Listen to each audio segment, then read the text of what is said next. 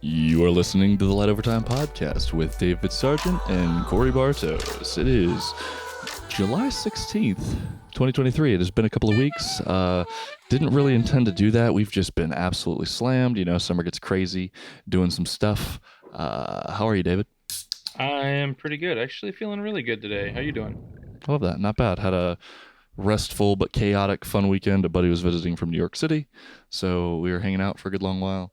Um, Made a decent amount of coffee this weekend. Made a lot of food. Had like kind of a fiesta yesterday.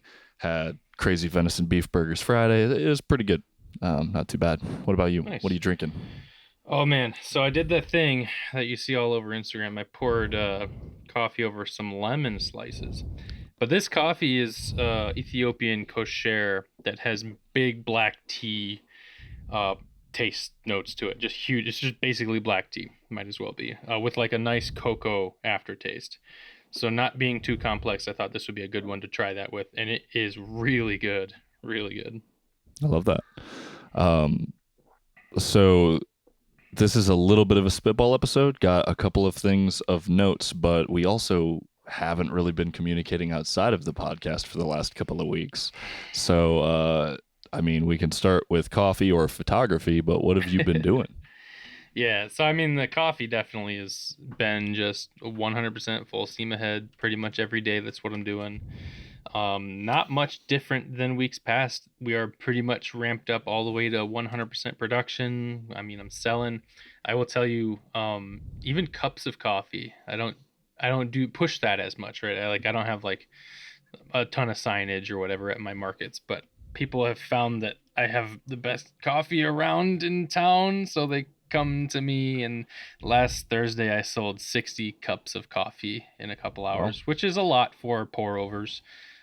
That basically is me brewing the entire time, which is yeah, cool. It's that's like that's kind of wild. people recognize that it's good stuff, so that's great. It definitely helps, and it makes me feel good that people want to Yeah. come back. I have people coming back 2 3 times in the same market, like I need more of that, which is great. Yeah, that's awesome. Yeah. Outside of that, I did two photo related things that were really cool. Last weekend, was it last week already? I shot a wedding last Saturday. It feels like Yeah. yesterday. I shot a wedding. It was the wedding of a good friend of mine who was one of my first friends when I moved to Michigan. I grew up in Orlando, Florida, kind of all over the east coast of the US, but in Orlando, Florida. After that, I moved to Michigan in like seventh grade or something like that. She was one of my first friends ever, and it was really cool to have her ask me to photograph her wedding. It was a small wedding of maybe less, it was definitely less than 100 people, like 50, 75 people. And I treated it like any other wedding gig because that's how I do. And it was super awesome to be able to be a part of like all of their family moments, because they had family come out from like Tennessee and from long distance just to come have this big weekend shindig that included a wedding, because that's kind of what it was. But yeah, a lot of photos, probably like 4,500 images, Well, and I'm still in the culling process a week later. yeah, that makes sense. I mean, um with all the roasting and stuff, I imagine it's like you do a little bit of this, a little bit of that, roast forever, do a little bit of this, do a yes. little bit of that. Yeah. Yes. So a couple long nights over the next couple of weeks, and we'll get her done. But yes, that was great. And my other thing, which is like kind of really cool that I've never had before, was I got asked for a couple of images by the Historical Society here in Charlevoix. And I wasn't really sure what they were for at first. And over a couple of weeks, as I was like gathering images for them and having conversations, uh, it became clear to me that it was for them to print and display as part of a huge exhibit all throughout the Historical Society's Harsha House building here in Charlevoix. And for the last like 5 years or something, they've had one exhibit dedicated to the history of photography as it pertains to Charlevoix, like local artists and things like that. And so for them to do a new exhibit is kind of a big deal. And so they contacted me, and they it was just a drone shot of the channel. It's a nice shot. I really like it. But it seemed to fit in as something that they needed, telling the story of like the history of It's actually specifically the maritime history of Charlevoix. So like a lot of Got it. boat sailing, things like that history. So the channel, images of the channel, drone shots of that area make a lot of sense. So they must have printed a 36-inch print, and that'll be there for at least a couple of years, if not 4 or 5, like the last exhibit, which is really cool. And then they actually got a hold of me for 3 or 4 more images that they're going to include as they kind of continue to piece together a few more things. But they had the grand opening, and I went to that. It was really, really very cool to see one of my images standing there next to like hundreds of years old other images that are part of archival and other things of that nature, just on display, just part of the history of Charlevoix, and just really cool. Yeah, that's Felt good. super. I mean, that's why we do it, right? Like that's why we Yes. capture moments and images and stuff. That's super sick. Yeah, it was. Yeah. It was good. It was Yeah. nice. Awesome. I did want to ask, how did you find? Obviously, you've been doing weddings quite a lot, so like you're Yeah. not new. You're a very professional wedding photographer.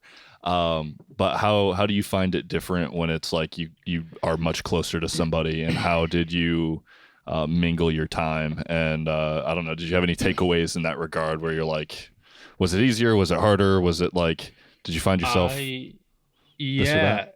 I like the question because it's definitely, I think, something especially newer photographers who are starting weddings have to deal with, because maybe you're not exactly sure how to deal with people sometimes. I find it much easier when I know the people, because if I know how they act with their family and their friends, I can much more easily slide into that kind of vibe and kind of be part of the gang, which Yeah. makes getting photos of them so much easier. No one's nervous around me, which for a wedding, that usually those kind of nerves like usually fade away after a little while, for everybody. But if I just slide in there, crack jokes with them, because I know them and they know me, it's so much easier, and so I can capture candidates without them even realizing I'm doing it. Yeah. Whereas at most other jobs, I'm there for the job, and they know I'm there for the job, and they Yeah. kind of like, they're eyeballing the camera most of the time until they get their business done and the reception's going, and then drinks are flowing, and then I can get them more candidates of the other stuff. Yeah. When it's friends and family and people I know and care about, I love it so much more, Yeah. to be honest Less with you. formal and stuff like that. It depends on how they have it set up, because I've definitely had some close friends have like super formal weddings, and I take it as Oh, sure. seriously as any other wedding. Right. But definitely this one was like, they had like a 5-acre compound of trailers and cabins and RVs, and just like everybody was in the center of all of that, just drinking and having a good time, and it was that Yes. kind of vibe. Yeah. And I just slid right in, and that's real easy for me. Yeah, that's awesome. Like my context for your shooting at weddings is that I helped you with Donnie's, and so Yeah, like, that would and that be was the really opposite. fun. Yeah. Yeah, right. Yes. And like where there was even moments where I felt relatively comfortable and candid, like when we jumped on the bus to go get like the images and stuff. We were just kind of like kicking it with Donnie and like Yeah. whatever. I was like, okay, well, this is like super chill, and then Yeah. so it's interesting to hear the perspective of like how things shake Right. out and whatnot. From the perspective of like getting comfortable, same thing. Like very easy, just slide in and everybody's cool with me. Donnie's wedding was just the same way, but his was much more formal in that sense of the word. For sure. They had everything structured and all that. No, it was great. We had a really good time. Yeah, awesome. Have you had the chance to do any other shooting besides that in the last couple of weeks? Man, I feel like, oh no, I did not, because I was going to go out for the anticipated Northern Lights Thursday night, Mm. but I didn't. I literally packed my bag. I had everything ready. I formatted cards, batteries are all charged, 2 tripods, everything was sitting at the door. And I went to my bedroom because it was still like 9, and I was waiting for the kids to like get to sleep, and it wasn't quite dark. I hit the bed, just like, I'm gonna chill for a minute. Did not get back up. It's like, Dang. I push every day really hard, and some days it just, you feel it. Yeah. Luckily, they didn't really come out too much. I didn't Right miss on. much from what Yeah. I can tell. So I'm Yeah, not you too would bad have about it. Yeah, you would have at least seen two real big heaters on the internet and went, dang it. Yes. Yeah, if it was good, you would have knew for sure. That's funny. What I saw was a couple people posting like specific times of this was between 1:50 and 2 a.m. and it was like Yeah, and you're like, some mediocre thing. I'm like, I'm very ah, glad I didn't miss 10 minutes of just that. yeah, that ain't it. That ain't it for sure. Yes. But right on. I'm learning. It's been pretty wild. I think this month is kind of getting away from me a little bit. Yeah. It's been going by. This weekend went by really fast.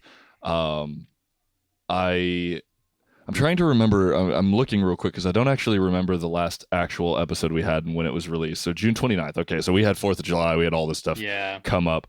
And so I've done a handful of things. One of the things that I really enjoyed that I did was I had a buddy who recently was in the hospital for a little bit, had some pretty wild stuff happen, and he kind of recovered a little bit. It's still going to be a long road or whatever, but he was like, "Hey, we're having a shindig. You should come out." And it kind of was natural that he was like, "I realize that I just don't really take a lot of photos." And it was one of the first times where like somebody wanted, he was like, he didn't mind. He was just like, I want to take a bunch tonight on my phone and your guys' phones, whoever gets them. Like, I just want to start doing that more because I realized I don't. That's awesome. So that gives me like the casual go ahead to be like, I'm just going to grab my camera and start taking a bunch of Yeah. photos. So, we're playing around with fireworks and smoke bombs, and we're playing yard games and, making food and stuff. And I was just snapping a bunch of things. And I posted like a few of them on my Instagram or whatever, but Hmm. I put like 50 of them in a Google Drive so they could all have them. And I just really enjoyed that. And it kind of primed me for like, find ways to pull it out for a minute or two, or snap a couple of images, and don't just like let everything go by. You don't got to Hmm. sit there and be the guy with the camera all the time, but Yeah. I definitely do not regret like busting that out and doing that. So I've been kind of leaning, trying to get one or two, even taking more cell phone photos of what we're doing and stuff has been pretty cool. So Hmm. I do feel more comfortable doing that. However, I did find that somehow in transit, carrying around in my bag, the shutter on my Zenit film camera died and just Oh. stopped working. So I had finished that last frame of that last roll. I had a new roll loaded up. I had like loaded it and everything, and it sat for a handful of days. And I went to use it, and I'm like clicking it, and it was my buddy's birthday. His mom like rented a big like boathouse somewhere in like Paw Paw, and there's a bunch of people there, and I had my digital camera, so I snapped a couple photos, but I was like, oh, I want to take a couple with my film camera because it was a beautiful beach, or not beach house, but like a lake house. Hmm. And yeah, and it just like wasn't going. I've pulled the film out now and I've messed with it, and I just don't know why it's not working. But um, I have back here on this shelf a that friend's Pentax. I don't know if it's a K1000 or it's one of those Spotomatics. I think it's Spotomatic F or something. And it is also M42 mount, so I can use all of my film lenses on it. And so I'm gonna use that now. But I've kind of given up on the Zenit because I don't know who's going to fix that, and it's just going to be on a shelf now probably. But it's Dang. kind of a bummer because that had like a Pentax 6.7 sound and shutter. It was so mega. It just has like a big, like the levers like and it was just so satisfying to use, and like Hmm. yeah, it's a bit of a bummer, but Yeah. that means I am sending out that one roll. I was going to wait to finish this roll in July, but it means I'm not going to have a July roll because we've kind of already done our birthday stuff and shenanigans. So like all of the things I would have used that film camera for is kind of past. But Yeah. yeah, a little bit of a bummer, but it has, I have been shooting more. Sure. Work's been pretty crazy. We've been doing night vision classes. Oh. So that led me to playing with one, shooting my camera through night vision, but also using the infrared camera at work a lot more. And I say that because I do have an image. I think I am just going to go through, even though it was just you and I that have images for this month's photo share. Hmm. I do want to share photos, so I'm going to instant message you my photo. But if you want to pull up yours, if it's accessible, I don't know. I can also send you yours if you need it. I'd like to start by going through yours. I'll send you yours. I'll send Sure. both, just so you have them in one spot. Sure. So, um, Yeah, and obviously I'll put those on the screen if you're following along through Spotify or Apple Podcasts or something. I'll have links to these so you can view them in the show notes. But yeah, if you want to tell me about your image, we can get into mine after that. But Oh, sure. Yeah, okay. So this was like a whole ass month ago. yeah, I know it uh, should have been weeks ago we did this, and then we would have had another prompt. But that's yeah, okay. it is. That's okay. This one is.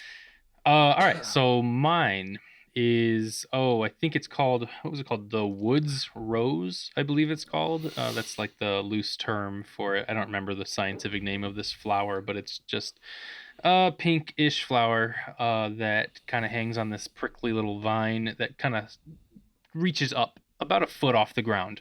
And that's kind of an important little detail because what I shot, the way I shot it, was from underneath. So I took this prompt, Unseen Worlds, in a way that I didn't want to do macro because it felt too obvious to me. So while I was out in Detour, I was kind of looking around for good candidates for this. And the way that these flowers kind of reach up to the sky, I really thought this would be really cool to see this from the underside, kind of looking into the filtered light of the forest there, and that's what I did. So I got on the ground. I was basically on my side with the camera's like LCD screen area basically at the ground. So the lens was roughly a foot or so away from the pink petals of this flower, but you can see like reaching up from the stem, like the prickly little things on the stem, that there's more going on than just a pink flower. I thought it was really cool. There's a lot of blur because of the aperture being at, I think it was 1.4 I shot it down to. So basically all you see is the flower, and everything else is blurred out of context. But I like it a lot. The stem kind of rounds down so that it itself frames that center of the image. In the pink flowers, pretty obviously the central focus, but I like it a lot. I don't know. It's kind of Yeah. simple. Yeah, right on. This is your Sigma 50, right? The Yeah. new 50 D Yeah. and DGDN 1.4. Mm-hmm. Cool that it focuses that close. I mean, you're really freaking close to it. Yeah. Obviously you don't have like macro reproduction. You didn't do that. It's just Right. interesting. I'll never be this short, so it's certainly an unseen world to me. Yeah, I mean, super vibrant. The lighting is beautiful. I mean, Yeah. uh, the forest floor, the woods floor, when you have nice sunlight, always has just some spectacular stuff going on. If you decide to take a look at your feet, it happens often on hiking trips for me. When you're walking, you just end up looking downward a lot when you're in the woods. My buddy complains a lot, and this is why I want to go back to the desert, is when you're in the woods, you just are walking through trees and trees and trees and trees. So you stop looking outward because it ends up just being like brown. So then you're looking downward or you're looking up or whatever, and then yeah, you find out a switch of stuff you would have missed if you didn't kind of poke around. But That's definitely my take. I shoot a lot like that, shooting near the ground I'm walking on. I love finding intricate details to shoot like that.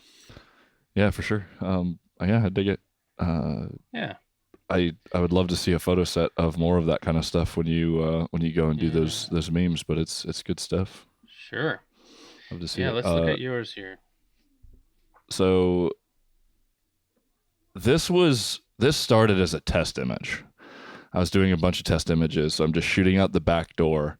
But I had a couple of different like compositions, and then I landed on this one, and then I just kept shooting this shot like a bunch of times with base. So this is on a A7S II that's been full spectrum modified. Ah, okay. And it has a variable IR filter on it. So it cuts out different wavelengths when you turn it like an ND filter. And so I'm playing with white balance and this IR filter because I'm trying to figure out what would look the best and more interesting, because without the filter on, the entire sensor just sees like tons of pinks and reds. It's just like vibrant, gnarly pinks and reds. So when you start cutting out different wavelengths, you'll be left with certain things. So like on a normal camera, all of those trees would be rather dark. All Yeah. of the orange would be like dirt, and there's a road right behind that tree.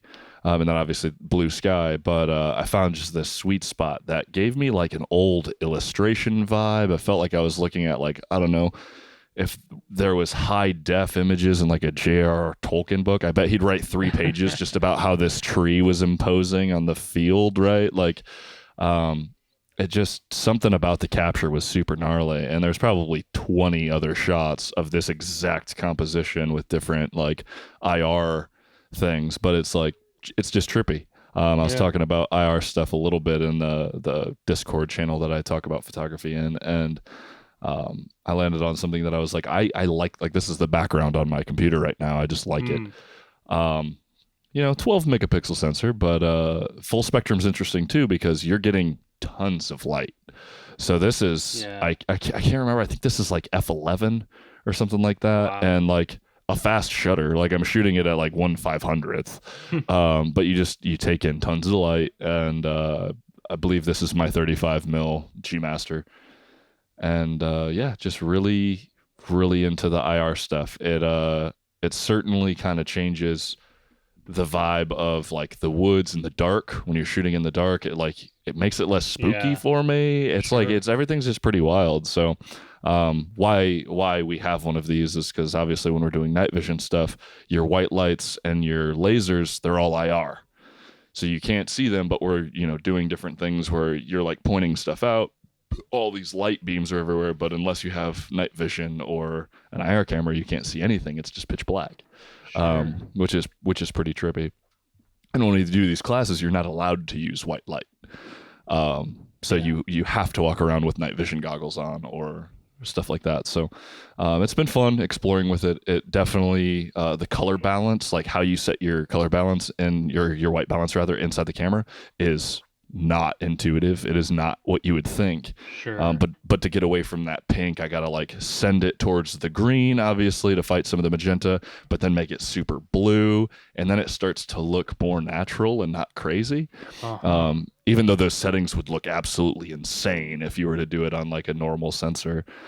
But what's also neat is there's just a true color screw-on filter, and if you put that on your lens, it just looks like a normal camera.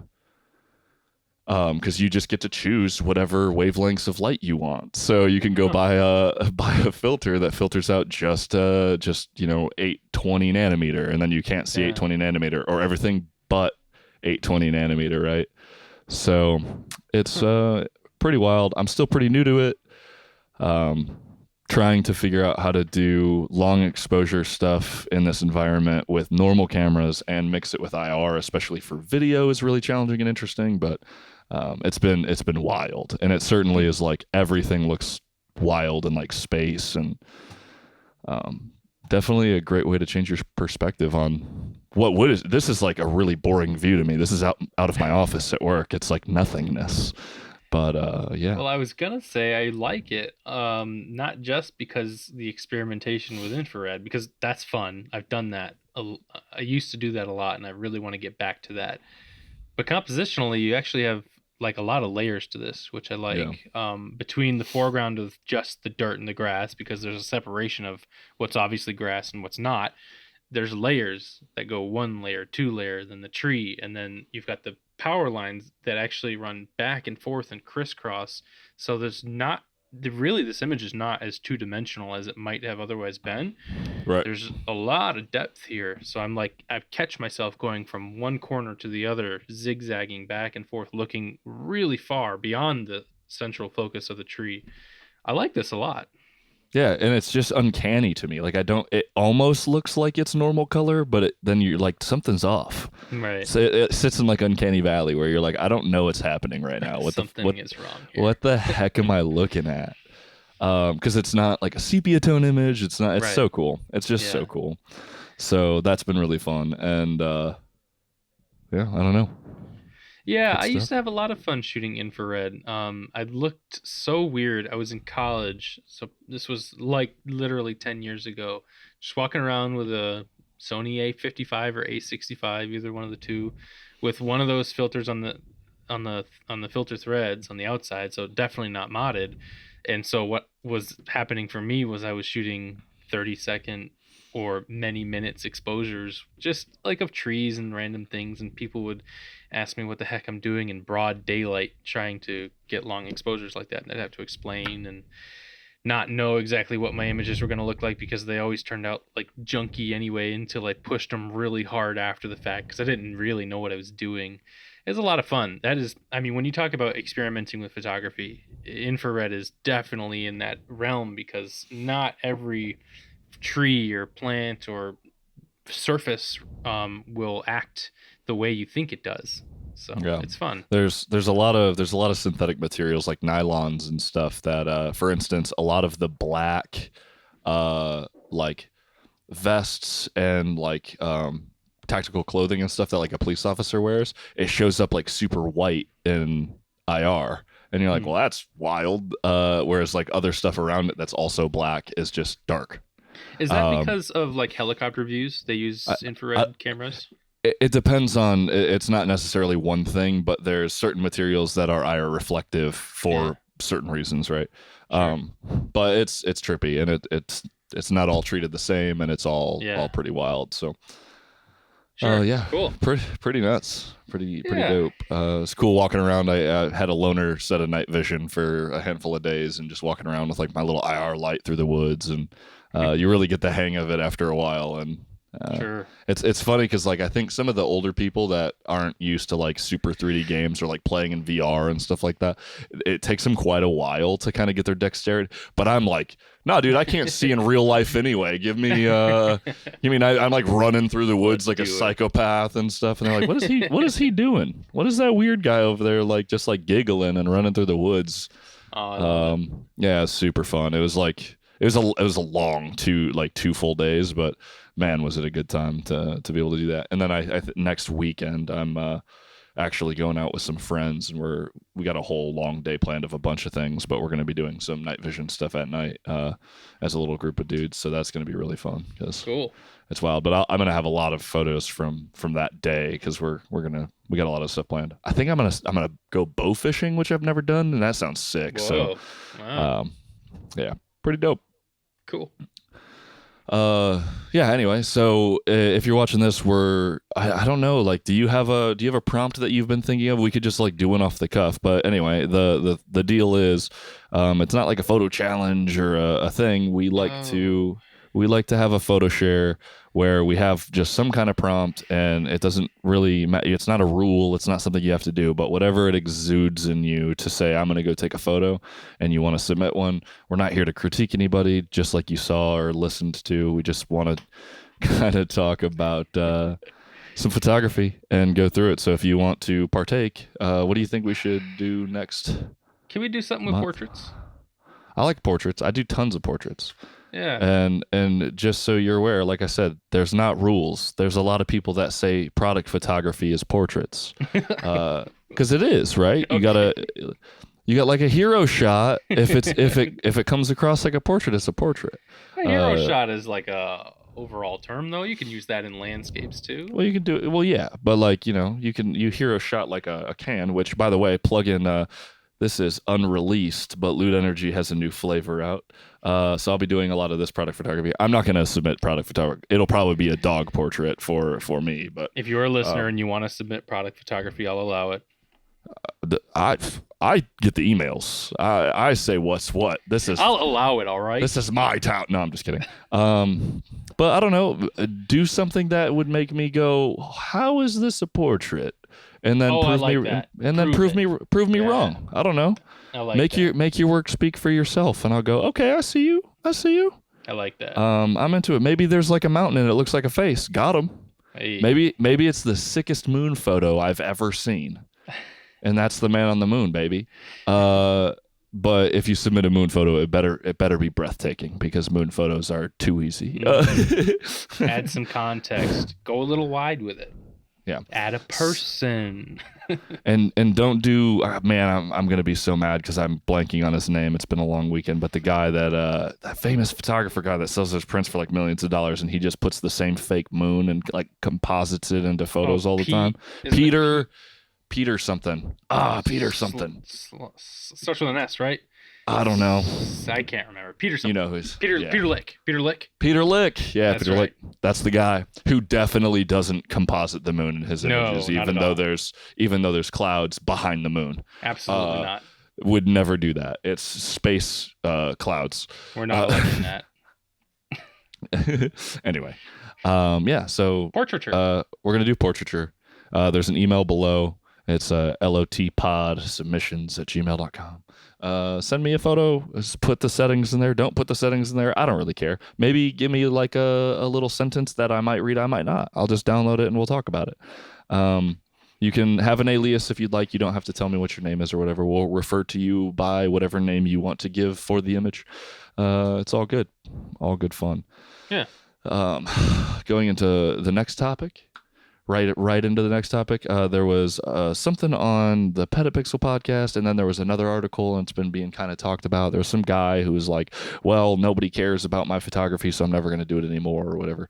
And then they were doing all these hypotheticals or whatever. So I saw another article that came out, I think, in the last couple of days, where it was like, if social media didn't exist, where would you show your photography? And I started to think about it. And then I was like, okay, so if I'm going to do this little mental exercise for what I would do without social media, why won't I also right now just figure out other ways for me to show my photography and go do it now, even though social media does exist? Interesting, because I've been talking about doing a zine. I've been talking about doing some more prints. Yeah. But I posed the question to you. I know you have books. I know you do stuff like that. But if you were challenged by like, I need to like ramp up the photography thing, social media doesn't exist, what are you doing? You know what's funny is because I've been so busy with the coffee stuff, and not that I haven't had just enough time to keep me happy with photography, but I have not had the time to post 90% of it.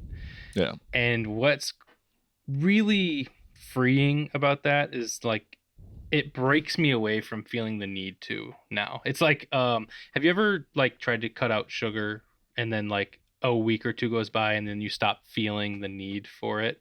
Yep. Like cravings and things like that. It's kind of like Sure. that. Now I'm to the point where I post like once a week or so, or maybe twice, and I'm not feeling like I need to post, I need to show people, I need to post, I need those likes. Like that has gone. And if I don't post for a week, I don't even worry. So what's awesome for me is everything is kind of seasonal here. And what I really want out of photography is, okay, it's warbler season. I got to go out and just catalog for me and just get some photos and like think of a set. I want a set of these things, these conditions, and I want it to be cohesive.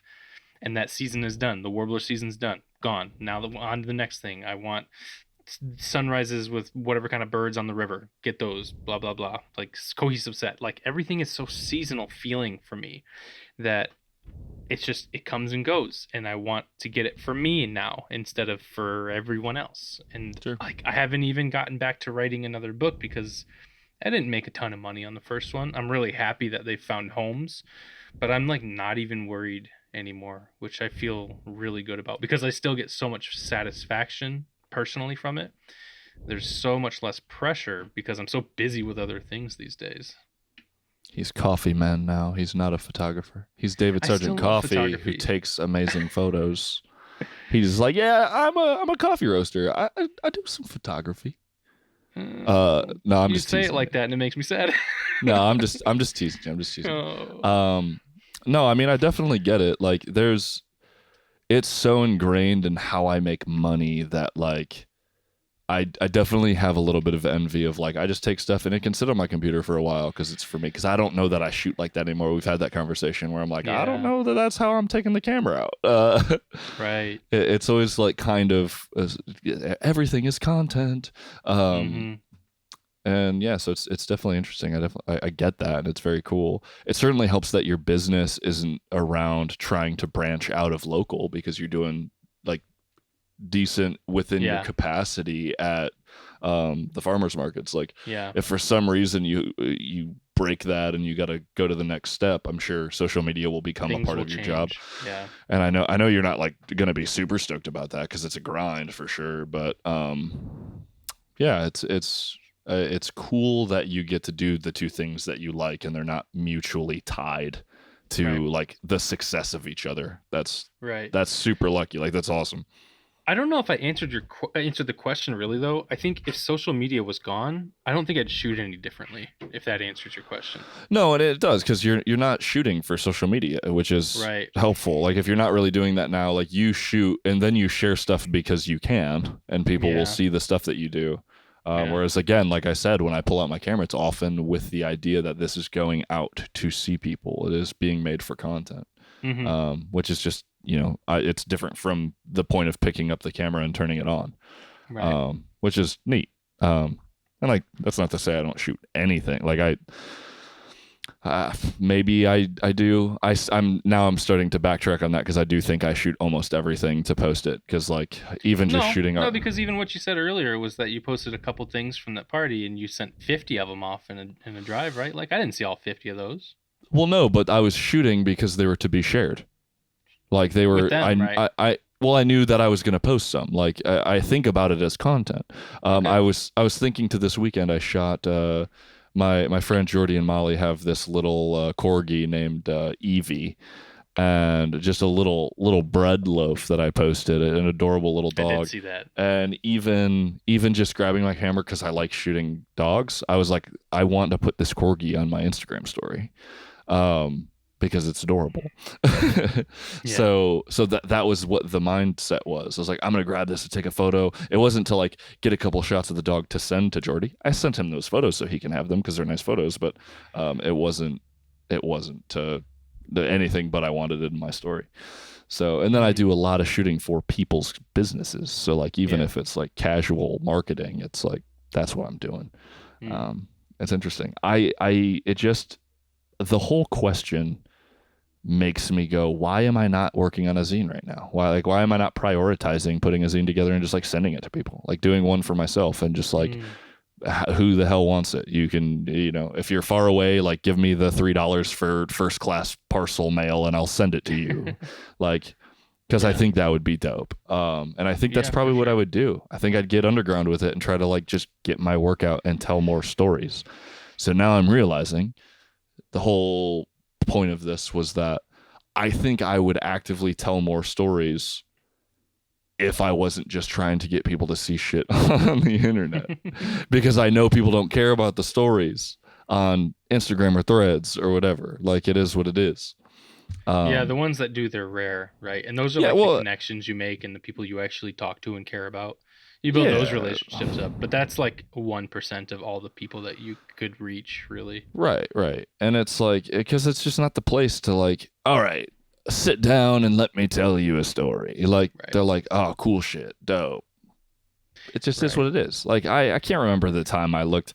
Yeah, every time I look at a photo set where I'm like, this is kind of interesting, and I get into a really deep, like caption, I almost certainly go, why am I reading this? And then just like keep because I don't know what this is. I was just like reading a random thing. What am I like? I don't think I have my heart set in this story at all. The Right. photos were kind of sweet. I don't know, a little jaded, little not, little nihilistic, little not. It's It's great. it's about context, right? Like where you're actually seeing the images and what it means when you're seeing it. Like on Instagram, man, maybe that's the reason why I don't care so much because like discussion is just dead Yeah, there. There's yeah, nothing. It's all yeah, bots and emojis, and I yeah. do not care. Otherwise, I mean, we can go into the obvious next topic, but that's my thoughts on it. Yeah. In short, I guess, let's just get into it. I don't know that I have a ton to say. What's your initial Yeah. take on Threads? Yeah. I like it. It's simple. And part of the simplicity is that there's no ads right now. Right. Like as simple as it can be, there's no ads, no sponsored content. The algorithm is a little weird. I'm seeing a lot of the Yeah. same things of people I don't follow, which I think is kind of like not the way I hoped that would go, because you had the option to follow everybody you followed coming from Instagram. So I was like, oh, cool. I want to see more discussion of like the topic of photography and cinematography and these types of things. And that's what the platform is really seemingly built for, aiming at Twitter. And there is that, but I wanted to see it from the people I followed. And it seems like it really wants to show me so much of people that I didn't follow, which I'm Right. like, all right, cool. But like I had a community of like people I was really interested in, and I specifically follow those people. Show me that. Right. They're really good at like just trying to like broaden that network to eventually do ads and sponsored posts and things like that. But I don't know. I think it's good. It's not a net negative, right? Like, Right. it doesn't seem to hurt anybody right now. Yeah. Yeah, I don't really know. I feel like I was really excited at first, and I was like, Yeah. okay, this is kind of sick. I dig the vibe. I mean, it automatically did system, like dark mode for me. So there was no barrier of entry for me to be like, I like how this looks. Yeah. Like aesthetically, I was like, this is cool and stuff. But I swear, within the first 4 hours, and I'm like person 635,000. Like You're early in. like the second that thing was like available on my iPhone, I downloaded it for me and for my job. Yeah. And just started playing with it instantly. And Yeah. it felt kind of organic until the glass ceiling shattered for me, and I was like, this is people making posts that are just kind of trying to get engagement and also gauge if this thing is going to stick. Yeah. And it felt like it was like just kind of still shallow stuff where they're like, I wonder if I'm like, let's see how many likes this gets, like let's say some like goofy stuff. It didn't even feel like Twitter. And maybe I just haven't played with it enough still. Maybe it still needs time to like kind of ruminate and do its thing. I don't know that it's going to kill Twitter, but I do think it kind of like Post, because I got really into Post News. I don't know if you were on that site at all. No. I really like that because you got a lot of really different engagement from people that didn't follow you. But the same thing when people were like, well, we're leaving Twitter because of Elon, so we're going to use Post. I was like, all right, let me check it out. And it's a bunch of people talking about how, oh yeah, Twitter's totally dead and this is better. It's like, why did you come here to talk about Twitter? Why are we talking about Twitter right now? Like, stop doing. I don't give a shit. Yeah, we're all here for the same thing. We all know all the same things that we all know. Yeah. Like, where is the discussion? Like, are we really having meaningful connections on here? Probably not. Because there's nothing to like really. You can like still just kind of prompt or like post a some kind of provocative photo or something to like try to get some engagement and have people talk. But it's like, what are we doing with social media? Why do I care? And what I'm trying to get people to click my stuff and follow me. That's what people are doing. Right. I want social credit.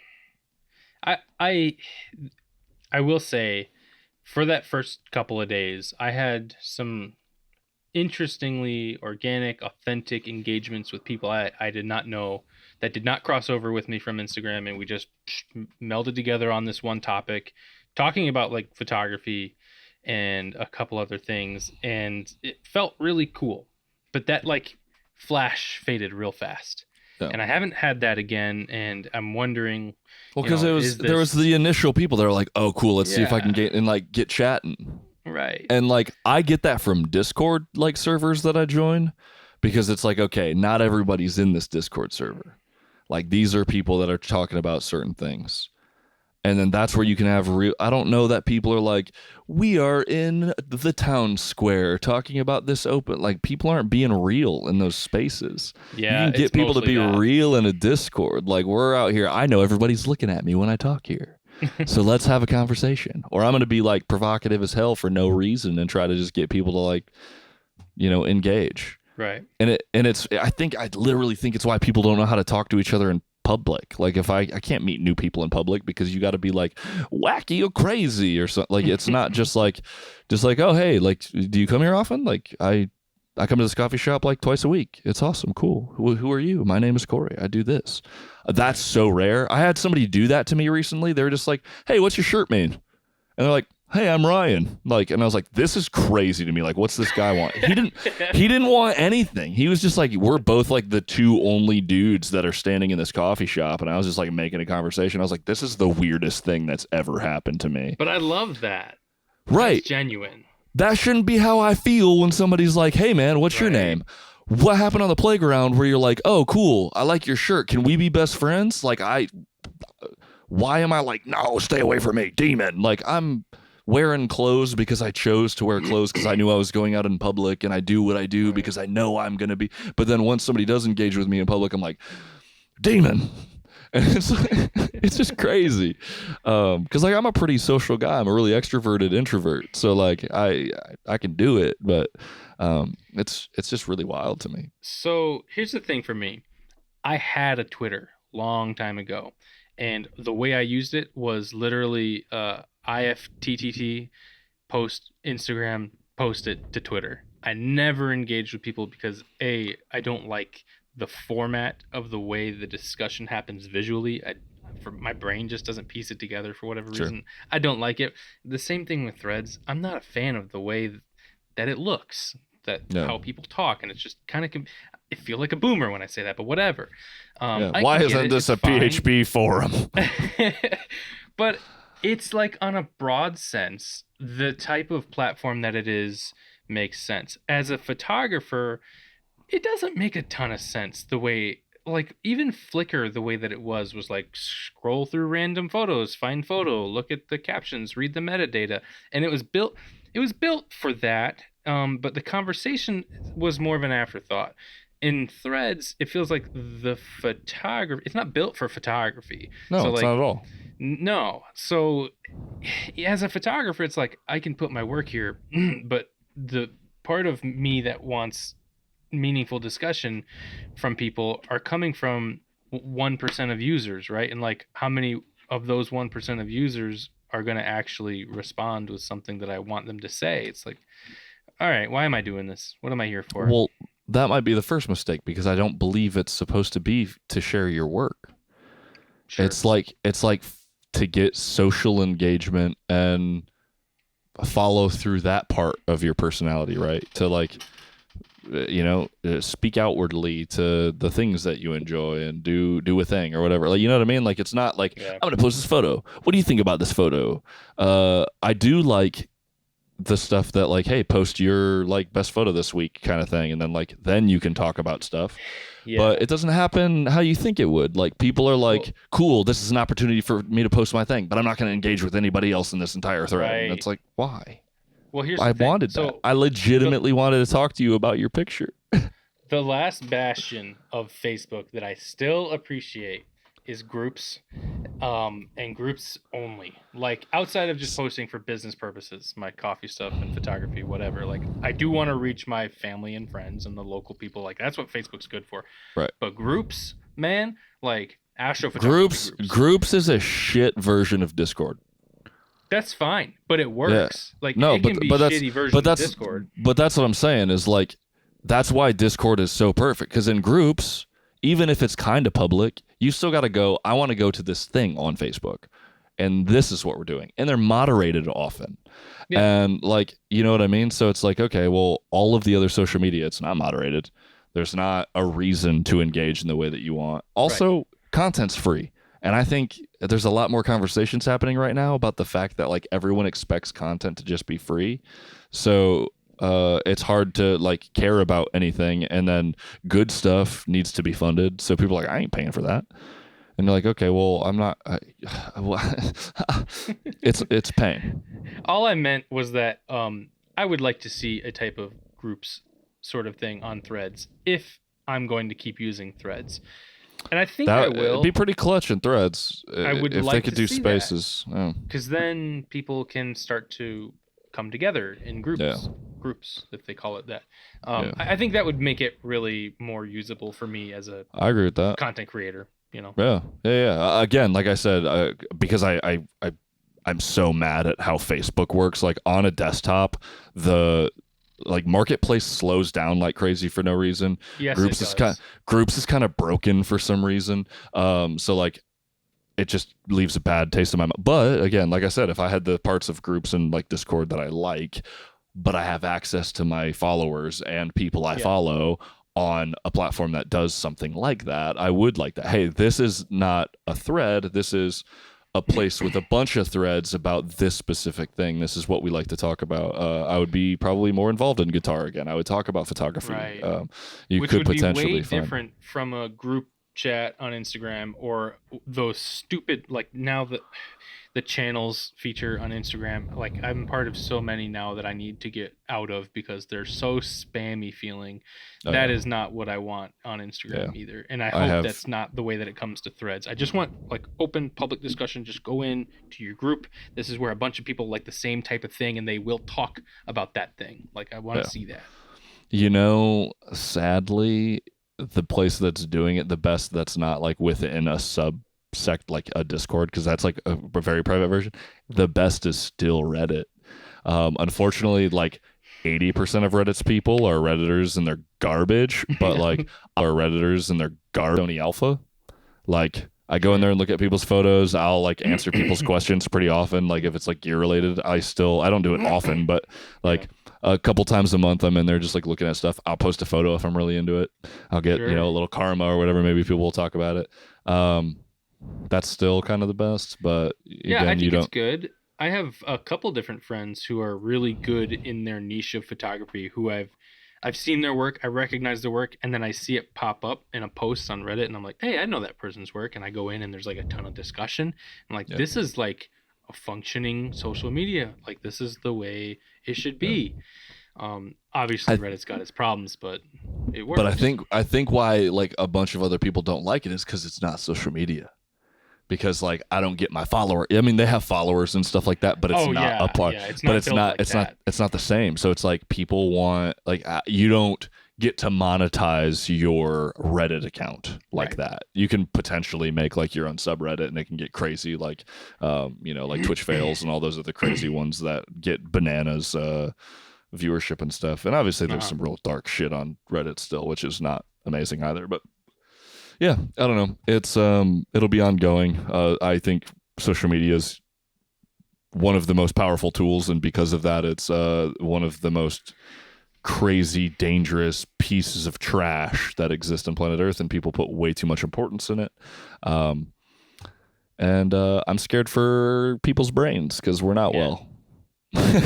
Sure. As a people, I mean, we're not do you well. think we're better? I'm not even going to ask that stupid question. Better is Threads mentally better for people than Twitter? I don't think that's a discussion even worth having at this point. It's all equal. It's how you use it, right? Because like Twitter doesn't offend me, and Twitter doesn't like break my brain because I stay in my following like lane, and I know how to. Immediately, what I thought of when I started asking that. Yeah. Because most people just don't have self-control enough to be like, why am I doom scroll? Like, stop. Yeah. Stop doom scrolling. Yeah, like, I actually do do something use else. like the timer feature in Facebook to like tell me, hey, you've been scrolling for 10 minutes. You should stop. Like I can actually catch myself and not do that for the rest of the day. Yeah, I'm getting a little better at like I make posts and get back to DMs for my work account. I'll jump on and see some stuff, send a couple memes, and then be like, what is your next task unrelated to your phone that you can do for the next period of time? Super important. Pretty wild stuff. I looked at the time and I have a couple more things I want to talk about. Hit it. Let's go. So the first one, Jordan Drake, during one of the like 2 petapixel podcasts ago, he was using a ZVE1 as a webcam in 1080, and it overheated during their 1-hour show. Just, you know, not recording, using it as a webcam. And he kind of embarrassingly was like, well, if you wanted to do this like I was planning to do, maybe it's not the move. So like, and I imagine he's got, you know, a nice computer room. It looks like he has his little studio where he's going to be doing that show in every week, and it couldn't hack it. So wow, not even recording. Crazy. So like the actual, it's just passing data through to his computer, right? So it's not recording to his internal storage.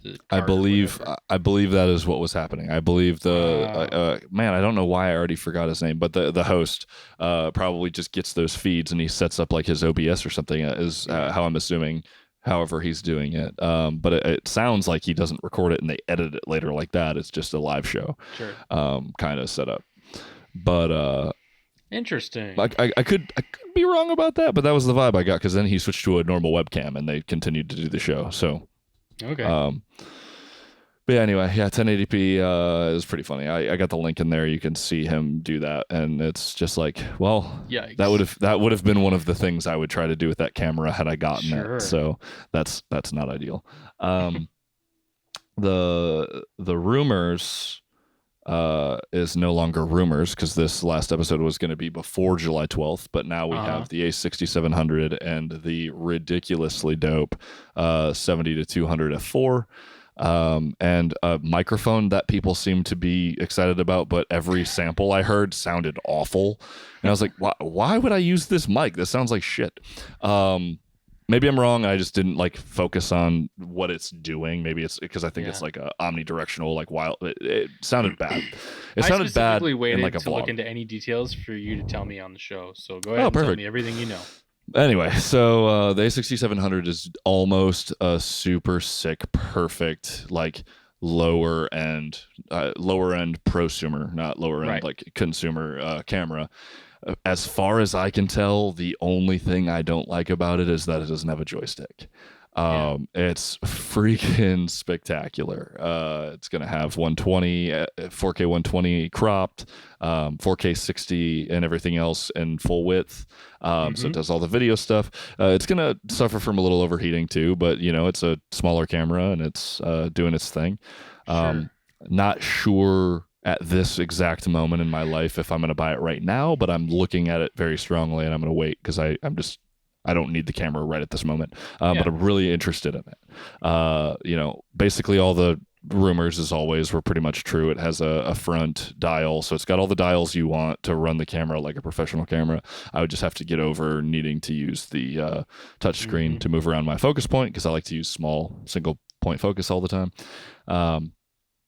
Super awesome. Very happy. FZ100 battery, like literally everything. Articulated. It's basically a slightly smaller A7C. One card slot, unfortunately, but that's what we thought it would do. Like, obviously, we weren't expecting to. Did it get S-Cinetone and some of the ZVE1 features? It got. It has It's got AI focus from the freaking top down. It's got even the reframing mode. Yeah, cool. If you want to do that, it's awesome. It seems to just kind of do as prosumer APS-C, like if there was like a 7D Mark II version of like a Sony camera, it seems awesome. Nice. Shoots in 10-bit 422. It does awesome. If I just needed to get a second camera that shot S-Cinetone and like could do the thing, it's perfectly fine. It's using the FX30 sensor like we thought it would. It has a mechanical shutter like we had hoped. It shoots, I think, 11 frames a second, so it shoots fast. You could do birds and you could do sports with it. It does the thing. If you're like focused photo and do a little video, probably as perfect as it gets, other than a pro would probably want one body with two cards, right? And that was it the FX30 sensor? Yep. Yeah. That's what I said. It's the 26 megapixel, so it's got plenty of megapixels. It's awesome. So, assuming that we are getting an A7C2, are we just expecting that to be a full frame version of this exact kind of camera? That would be a really spectacular camera if they do that. I don't really tell me something that you would need the A7C2 other than what this does to do. I really want it to have a joystick. Well, other than a joystick. Right. Like, I'm still super happy with my A7C. And if it just so happened that I could have a joystick on an A7C2, I would consider upgrading. Yeah. The fact that the 6700 has all these extra features that the ZV, and it should, is really great. It seems like a super well-rounded camera, and that's what the A7C lineup should be as well. I think a joystick is kind of like on the higher end of expectations, so like if that camera doesn't come with a joystick either, it's kind of expected. That's just all I want, and I wouldn't mind if it was a full frame version of the A6700, because it seems like that's really where things are headed. Yeah, like I said, I would take the slight upgrade from the A7 IV, you know, if it did the 4K 120 cropped, but gave you 4K 60 full. Right. It would only have one SD card, so it's not gonna like replace certain cameras. It's probably still gonna have a just bad EVF, but a bad EVF Yeah. for me is better than a no EVF. And I Yeah. will keep saying that. I don't think I'm that bugged that it's a really small EVF. I don't care. I need one when it's really bright out, and I don't want a big monitor. Yeah. I also realized why I need a joystick, because some people are probably like, well, that's dumb. It's such a non issue. When it's inclement weather, or if I know Yes. I'm basically only shooting with my eye up to the EVF, I like to flip the screen in. Then my nose doesn't bump it, because Yeah. especially with the rangefinder, I'm left eye dominant, and I have to have my nose on the screen. I don't like using my right eye and then my nose is off it, because then I can't see as well, and I have to close my left eye. I can both eyes Huh. open into a viewfinder with my left eye. That's why I shoot left-handed. Fun fact, because I'm right-handed. Um, Strong left eye dominance, so that's super important to me. Being able to flip that in and then use the joystick, I do it with both A7 IVs at work multiple times a week. I run that Yeah. thing closed and I'm just in the viewfinder, so Totally. that's super huge to me. And it just feels safe, even though like the rain is gonna affect it no differently if it's out or in. It makes me feel like I'm a little bit more protected when that screen's in, Yeah. uh, and I can still Sure. shoot. So you know, peace of mind rather. Yeah. Looks So like a solid camera. I wouldn't be surprised to see you get that thing and be happy with it. yeah, Andre Pizzini said in one of his posts that he's like, I think this is a great camera, but I'm really holding out for an A7C2, and it gave me just enough pause, because even if that's a $2,000 camera, if it's that but full frame, even if it's the A7 IV sensor, because it's a great sensor, Mm-hmm. and it's still just a little bit smaller. It doesn't have the bump, and it fits Yeah. just in like my sling bag, just a little better. That still might win me over, and I might like it. Mm-hmm. Again, I have the two A7 IVs for work. I just like to have another camera. I Yeah. definitely know I'm going to be trying to do a little bit more sports and stuff here soon, and start doing some real photo work. Sure. And two bodies is going to be pretty crucial, because I'm going to want a really really long lens and then like a medium long lens. Um, so, or maybe even a wide. I don't know. I've never shot baseball yet, but I'm looking to do some. Sure. So maybe like 20 to 70 and then 70 to 200 with the teleconverter is where I'll be, but I want two bodies. There's no way I'm switching, right? Yeah. Like that's Yeah. chaos. So interesting. But I would say for the most part, a release that's completely knocked out of the park. It's $1,400, which is just absolutely insane. It's a good price. It's a hell of a camera for that, and there's still so many lenses on the E-mount system that are so wicked cheap and very good that like man, Mm-hmm. you could even get like the 28 to 70 used now is so cheap that like you could get that 2.8 lens and put it on this APS-C camera, and it'd be a little telephoto. Like it wouldn't be super wide, but you'd be able to do a lot with something like Mm-hmm. that. So it's pretty cool. You know, a used Tamron 17 to 28 right now is like nothing, and that's a really nice focal range, right? So Mm-hmm. pretty nuts. Big fan. The last one that I had that was a rumor was is just a patent from OM Systems for the basically using the IBIS to track astronomy rather. So Oh, I was unaware. I was Pentax did that. unaware. So Pentax did a GPS unit that like attached to the camera and did all this stuff, and it's like an all built-in um, patent that OM Systems is doing. I looked into the Pentax stuff after I saw that, because I didn't know about this like Okay. GPS unit that like lets you do that and like work with the Yeah. camera.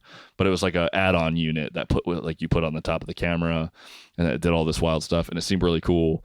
But it's wild that one, I didn't think of this being a use for like built-in stabilization, because like Yeah. imagine just being able to go up to like 150 or like what is it, 30 seconds, 35 seconds, 40 seconds, where you're going to start seeing star trails regardless. Yeah. That's just how Earth works, and then being able to do it just a little longer, that's mega. So I thought that was pretty cool. I'll throw the link down there. I don't really have a lot to say about it. You obviously heard about the Pentax stuff, and it's just a patent, and it might not even come to an OM system camera. But Right. Yeah. I think it's super sick. Yeah. I mean, I don't really. I keep seeing once or twice a year something that OM systems are doing, and it's like, oh yeah, they're still around. You Right. know? Well, they're different. They're under the Yeah. guise of OM systems and not Right. Olympus. Yeah. Um, but I So mean, they're I'm glad they're doing something and yeah, trying to innovate, and if they do it small scale forever, that's fine. yeah. Their glass is super good. I've used it on Micro Four Thirds bodies before. Very cool. I still like Micro Four Thirds. I still think like if you actually stick to having small camera bodies with camera like small lenses, people love the OM5. It's cool stuff. It's just like kind of a sleeper. Like if you wanted like a really good telephoto, um, wide depth of field, like nature system, there's a ton of guys that are like, yo, I just want really long lenses. I don't need shallow depth of field. That's crazy. I'm trying to get like 10 lions in a photo, like a pride of lions, or like killing a zebra, and I need like all of them boys, but I ain't trying to get by a hungry pride of lions. Yeah. You could do a lot with those systems, so Yeah. they're cool. They're super cool. Yeah. Anyway, it was sweet. Good for them. I definitely like that. And then I was talking to a friend who just finished an album. He does really spectacular, uh, like ambient, textural, like pretty wild, but also like well composed. He released this record. He hasn't released it quite yet, but he told me this idea of a thing that he wanted. I don't know if I can. Maybe I'll cut a little bit of this out because I don't know that he wants to like throw out his idea for like this Yeah. album cover or whatever. But I didn't know anything about red sprites, and Oh yeah. they're wicked sick. And I've been trying to figure out one, how I could shoot them. Two, if having an IR camera shooting something like that would be cool because it'd be wild because the light would be crazy. Um, but all of the list of wild things. Um, what do you know about capturing those, and how can I do it? Here's what I know about red sprites is that they are really hard to predict. Yeah, They happen pretty high in the sky, so if yeah, you're going to try and capture them, you're going to want to try and do it wide because the chances of you capturing them close up are not, because you don't yeah, know where they're going to happen exactly. They tend to happen, I hear, more often in like prairie land thunderstorm type of right, scenarios. Like mixture of like dry air, moist air, thunderstorms, lightning can happen. Those types of scenarios, but they tend to happen higher than those storm systems, so like above them. So you really want to be back yep, away from the storm system, so you're kind of like a storm chaser looking for these scenarios. But they don't happen in all scenarios where there's thunderstorms. You just, I don't know a ton about them, yeah. but they are It's rare. it's wild, atmospheric, like high level Yes. discharges, and it's super gnarly. Like I was reading some guy who captures them all the time had like 70 hours of footage to get like a handful of them or whatever, and Yes. I was like, that's crazy, but I Absolutely. want it because they look nuts. Like it looks Right. like War of the Worlds or something. They're so cool. And like I guess it's kind of like the Northern Lights in that like your eyes aren't really going to see a whole lot, Yes. and it's a flash anyway, so like good luck. Hmm. But I guess they discharge after really gnarly lightning strikes or something like that, and they're like secondary charges like really high in the air. That's about what I know. Yeah. Something, yeah, that's like the gist of it. I'm no meteorologist or anything like that. I don't know shit about that, but it's super neat. And then obviously, like I looked into like elves and stuff like that, and I was like, this is super nuts. I don't know how I didn't know about these things. Hmm. Um, yeah, I would like to like, I don't know, can you time lapse these things and just like pray? Because like I'd love Yeah. to start That would probably trying. be the smart way to begin, is Yeah, going where other people are telling you that this is happening. In Michigan, I can't tell you that there's any place that I know is yeah. prevalent. I can tell Well, you I'm like flatland storms. I'm gonna be in like Utah, New Mexico, and That shit might work soon. out. So so Yeah, that I've might been work out. kind of looking into it because I think it's like super Yes. wild. If I were you, like specific setup for me would be like 20 mil Oh time yeah. lapse all night. As far as like a shutter speed goes, I have to imagine that it would be similar to like a meteor shower setup where if you take a 20-second exposure, you're going to get that little tiny streak, and that might be what happens with red flash if you get one at all. So it might not matter too much between a 2-second exposure versus a 20. I can't tell you how that would Yeah. go, but I just started looking into it, and it's again, it's something that's going to be a super passive thing I do when I know a storm's coming in, and I can just like I'm doing something. I can set up a camera. Maybe yeah, I see some kind of an interesting composition. I go, all right, I hope I get something. right. Um, Well, I can tell you from a preparation standpoint is get like something like the Windy app that can show you where the systems are moving from, like whether it's north to yeah, south or west to east, and try to stand off from it such that it passes in front of you, not over you, so yeah. that your chances So are I much see better. way more of it for way Yeah, longer. Yeah, so yeah, that you yeah. can see the top of it at all Right. times, right? Because that's what Yeah, you're going right. to want to be seeing. Yeah. That's about the most I can tell you. Yeah, super cool. If you've never Yeah. seen anything like red sprites or elves or any of those other crazy things that happen like way above the clouds, super buck wild. Hmm.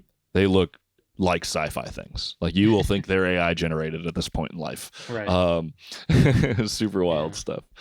So other than that, though, I'm just trying to shoot more. I got some stuff going on with Lude and some other people, and I'm getting out Sure. there, which is exciting. So over the next handful of episodes, I'll have a little bit more to talk about. I think I'm definitely working on some things. Um, so that's pretty cool. But I was worried we weren't going to get an hour, and we went over our normal time. So I think that's what I'll leave you guys with. Yeah. Feel free to drop us a comment, hit us up. Again, we're not looking for engagement. We're looking to meet people and like actually have a conversation. Like, tell us what you're working on. Let's talk about some stuff. Yeah. If you got questions for us, I'm down for Q&As. I do it like 3 Mhm. times a week for my job. Like, I love a Q&A. Yeah, even if Um, it's just one of you guys who's super geeked about one little thing we said in this whole discussion, I'd love to yeah, involve you. let's go. Leave us a review if you've been liking the show on podcasting stuff.